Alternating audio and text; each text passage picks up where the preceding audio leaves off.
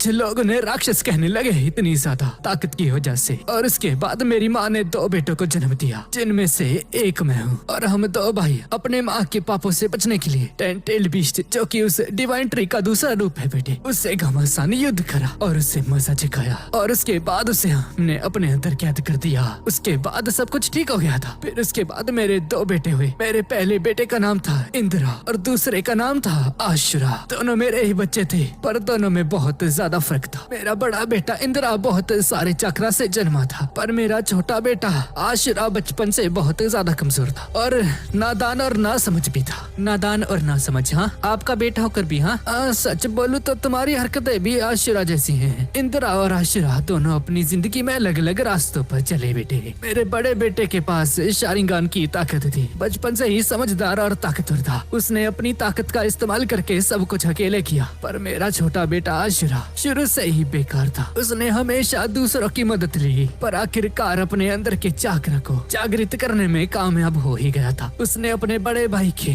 बराबर की शक्ति हासिल कर ली। मेरा बेटा आशुरा कभी अकेला नहीं था, सभी लोगों का प्यार उसके साथ था, सभी उस पर भरोसा करते थे। और जब मेरी विरासत को संभालने का समय आया तो मैंने अपने छोटे बेटे आशुरा को चुना। मुझे लगा मेरा बड़ा बेटा मेरे फैसले का सम्मान करेगा, पर वो मेरे फैसले को नहीं समझ पाया और मेरे फैसले के खिलाफ जाकर उसने आशुरा के साथ युद्ध छेड़ दिया। और इंदिरा और आशुरा का महायुद्ध आज तक चल रहा है। मरने के बाद भी बार बार उनका पुनर्जन्म हर युग के अंदर होता रहता है और बार बार लड़ते रहे। अरे यार, ये तो किसी डरावनी कहानी के जैसा लग रहा है। अच्छा, तो वो दोनों आज भी किसी रूप में जिंदा हैं? हाँ, वो तुम हो नारुतो, तुम हो आशुरा का पुनर्जन्म, तुम मेरे बेटे हो। मैं तुम्हारे अंदर आशुरा का चक्र महसूस कर सकता हूँ। तुम्हें मेरी बातों पर यकीन नहीं हो रहा होगा, पर यही सत्य है बेटे।